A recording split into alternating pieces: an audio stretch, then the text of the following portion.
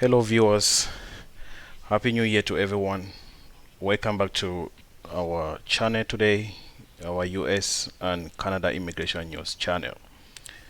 So today is January 2nd of 2023, and we are making this video about asylum today to help maybe for educational purposes for one or two people to be able to listen, and maybe for some guide.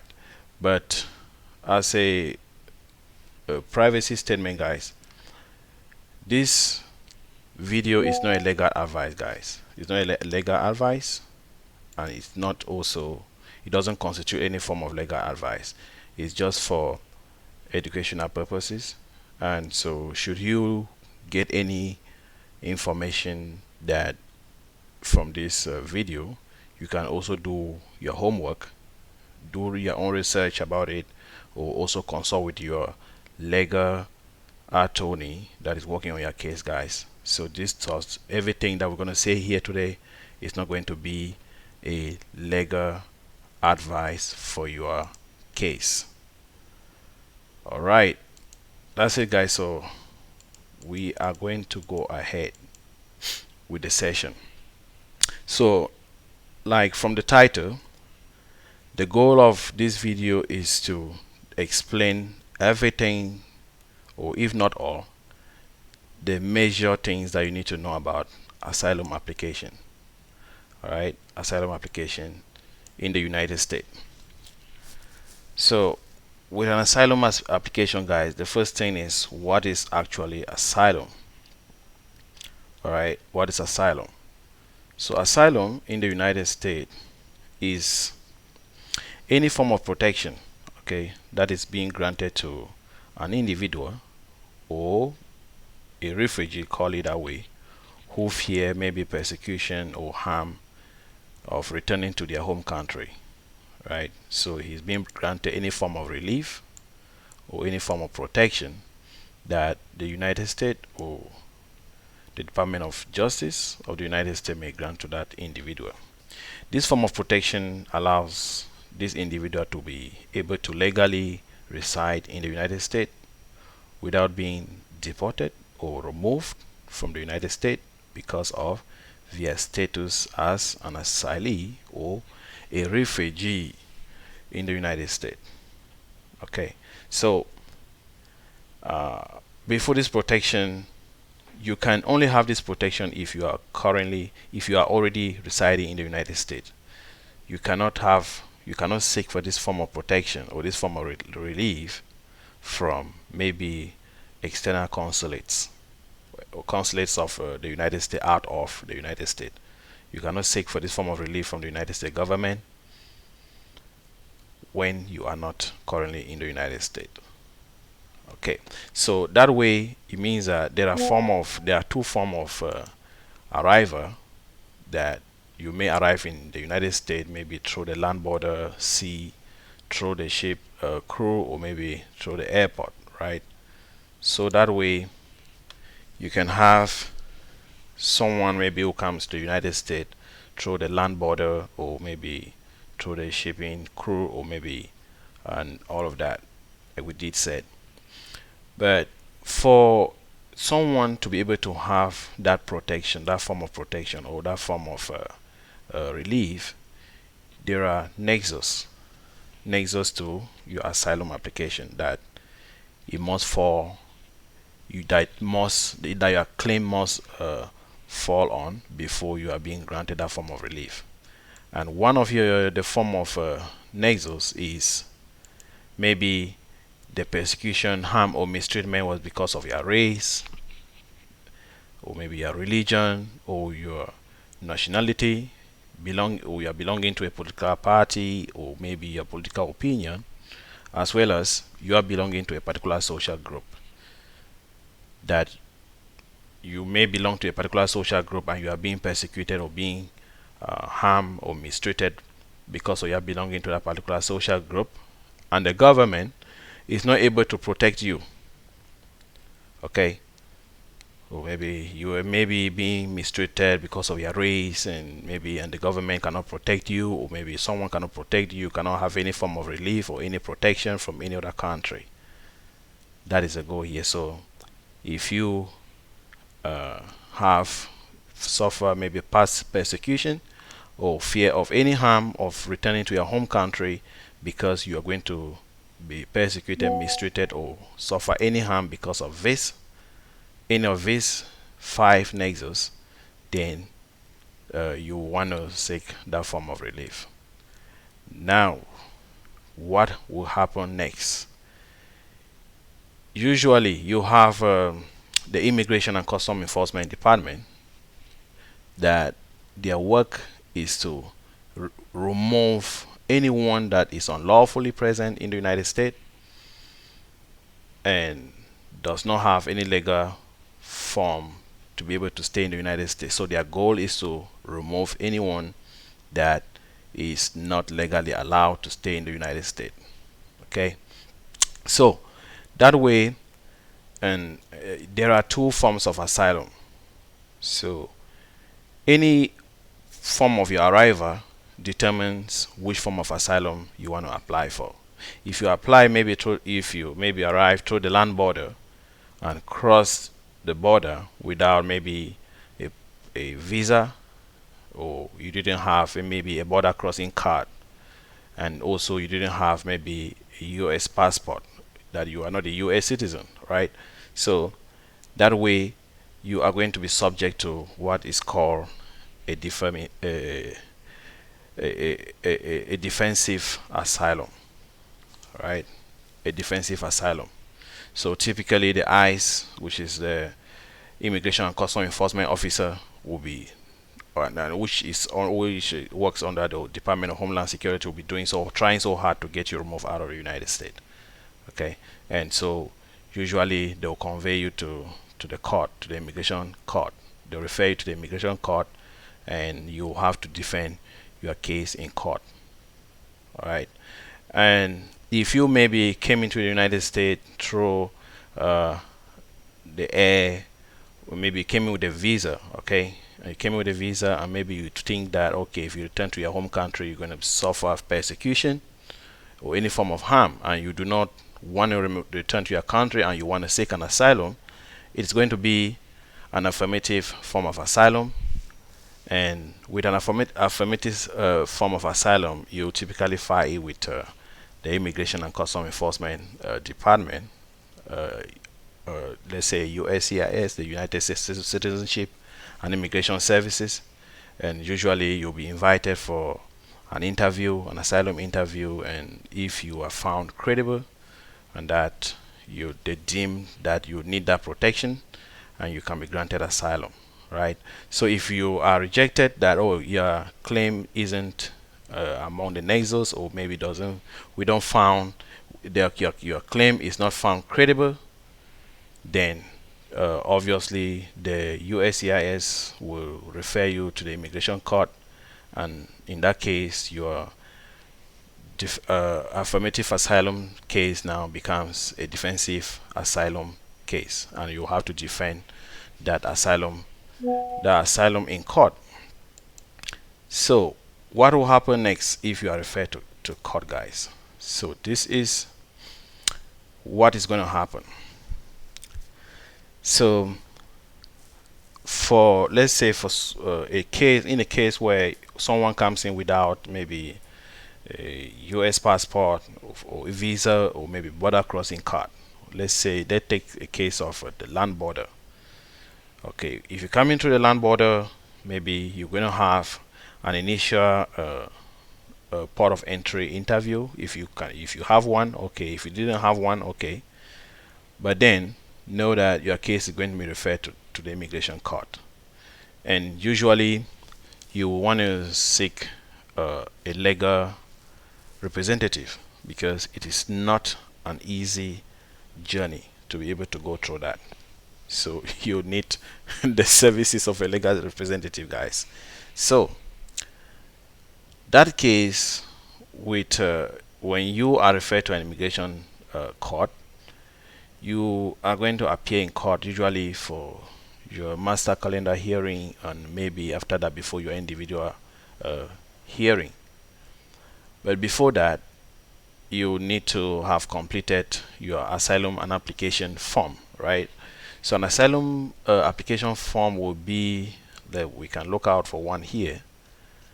So an asylum application form will be from I-589. So we say from I-589, which is an asylum application form, guys. So with your asylum application form or withholding of removal, so this is how this will be the form. Pretty much, let me see, we can pull up the form right here. Let's go from right here, from I-589. Great, this is a form, guys. So you can find this form on USCIS website. So it's a form I-589, and it is an application for asylum and for withholding of removal. So usually before your court hearing, maybe your immigration lawyer would have completed this form and filed on your behalf with the evidence before your master calendar court hearing date has been put in place, or maybe before your final, which is your individual hearing, before it's been slated. So when you get to the court, you are going to have yourself, your government, you are going to have the judge, and usually the judge will have his secretary, and you are going to have a government lawyer that his job is to make sure that he's representing the government, which is obviously the Department of Homeland Security, whose job is to make sure that if you are to be granted that form of relief, you truly deserve that form of relief. Other than that, his job is to get you removed from the United States. That is it, pretty much. And you're also gonna be present with your attorney. So your attorney, your legal representative. So we may check out, let me see if we can have a typical court setting. So let's look for a typical immigration court setting, guys. Typical immigration. So typical immigration court.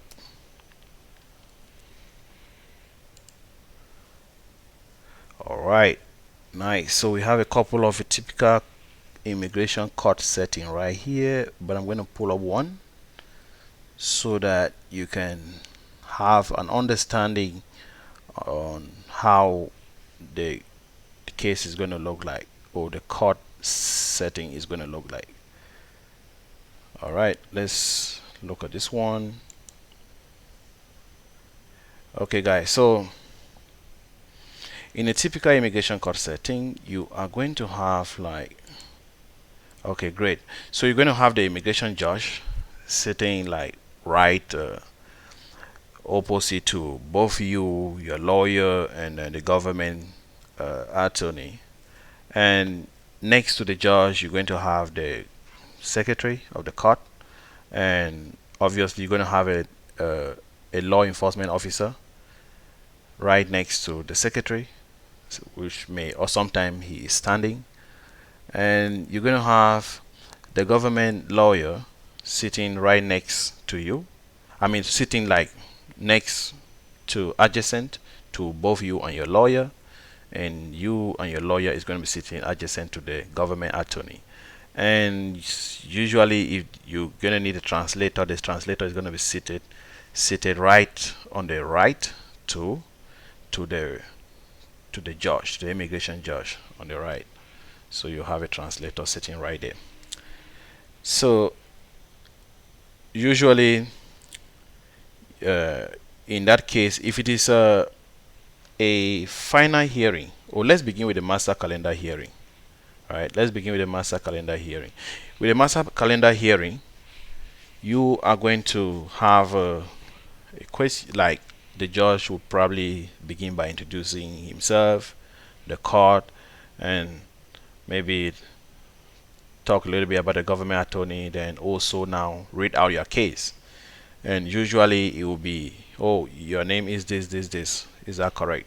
You say yes, and you ask, and you are a citizen of maybe Mexico, or maybe a citizen of Guatemala, or a citizen of Congo or Nigeria, whatever.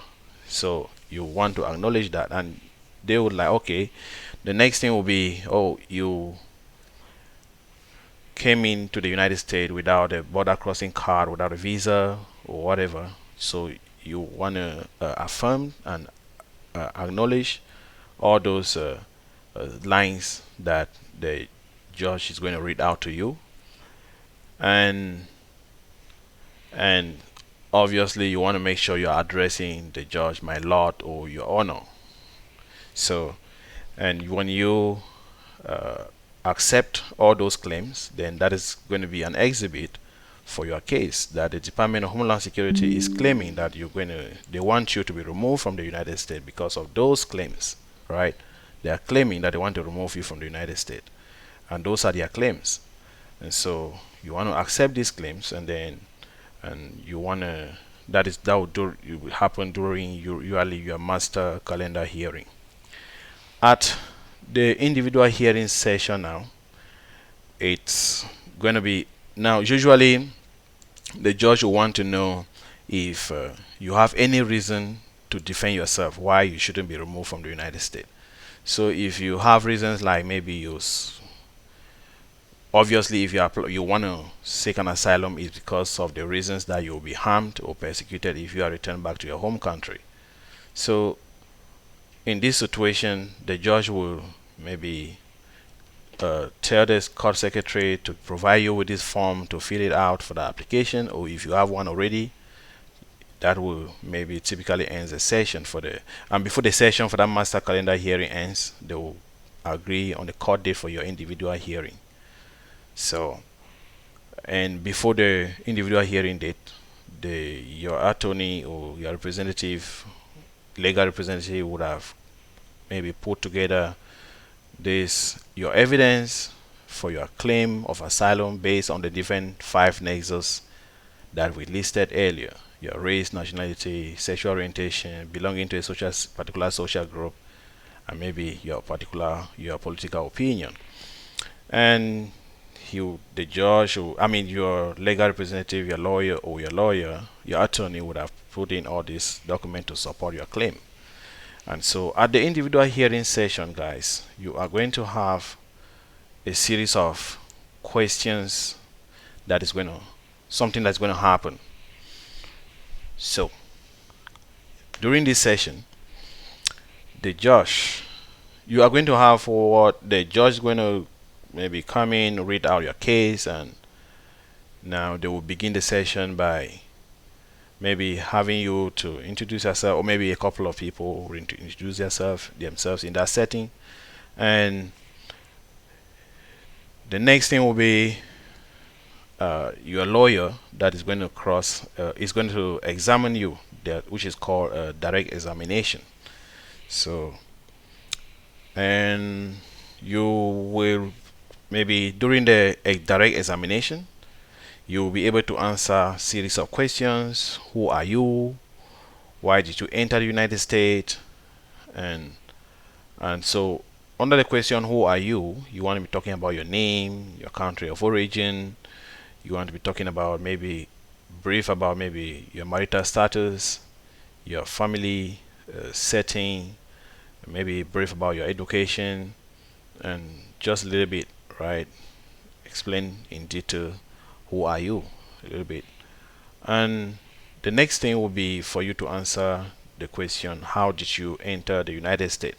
Maybe you want to maybe explain if you came in through the land border, and maybe you coming from Honduras. You want to maybe give explanation with details how you left Honduras and maybe went through Guatemala, and maybe through Mexico and maybe into the United States. Maybe you want to give a little bit of brief history of how you were able to enter the United States, or if you came in through maybe the airport and maybe you had a visa before coming to the United States, you want to give the judge, okay, I came to the United States because I had a conference, or maybe I came to visit the family, and maybe all of that.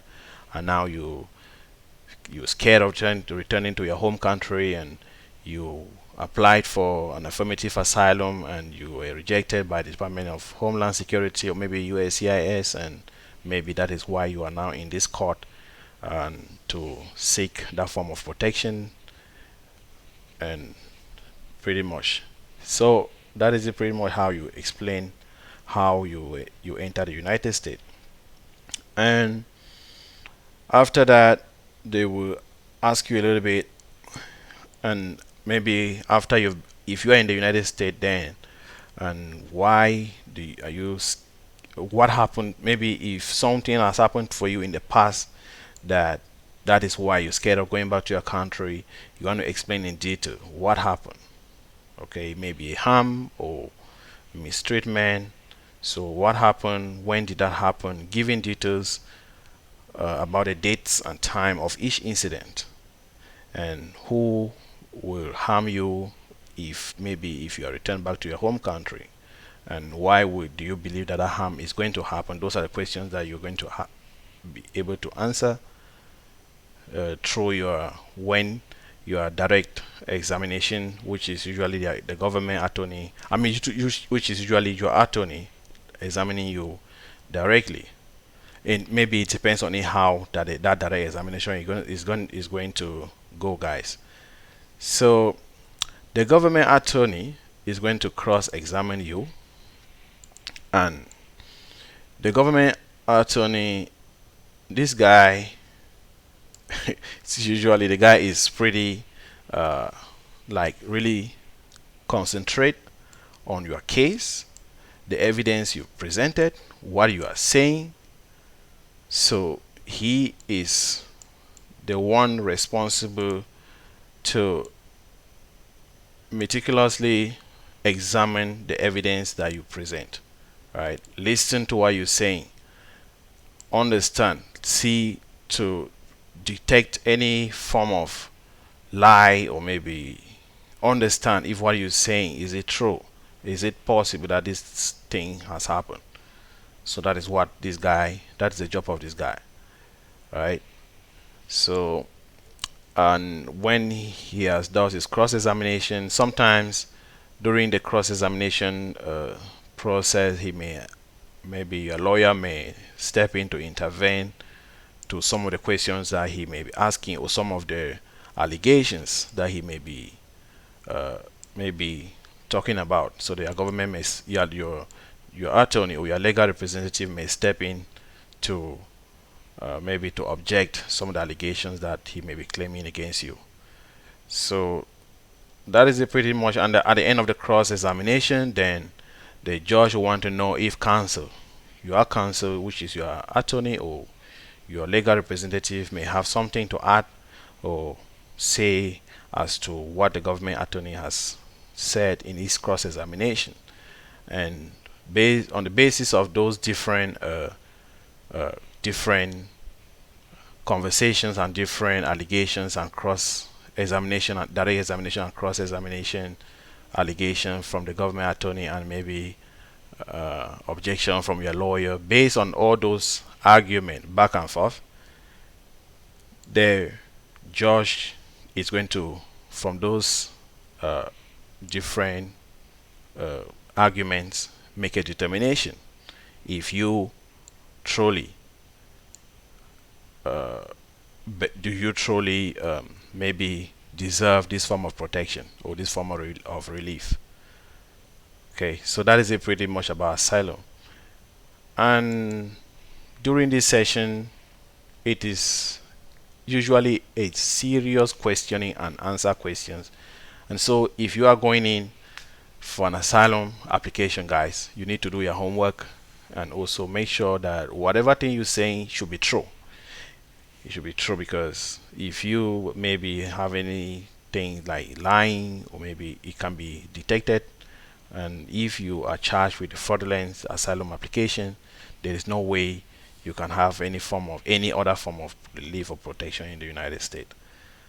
And it doesn't matter any form of counsel, maybe any form of legal representative that you have. Your legal representative may be super knowledgeable enough to be able to defend you, or maybe be able to object some of the claims that the government, I mean the Department of Homeland Security, or maybe the government lawyer is claiming against you. But you have to also be, because you are the one that actually suffered the persecution, the harm, or the mistreatment, and you're the one that actually knew the dates, and you're the one who witnessed like the situation, right? So you were the victim, so you are the one to best explain, give details, time, date, incident, what happened, and explain clearly to the government why you think you deserve that form of protection. So that is it, pretty much a brief. We do not want to make this video to be too long for today, and so this aim of this video was just to give you this clue, this guide, and to say this is not a legal advice, guys. I want to say this disclaimer, this notice again, that is not a legal advice. You may want to do your homework and talk to your legal representative, ask questions, and also be able to have an understanding of what is going to happen during this situation, guys. So please, guys, if you like this video, please subscribe and share the video to any loved ones, friends, and I want to use this opportunity to thank returning subscribers, and also feel free to put your comment in the comment section below on maybe your experience with Asylum. And please, guys, subscribe, because we are here to provide you with research and content that is going to help you navigate your Canada and US immigration journey. Thank you for watching, guys. Until next time.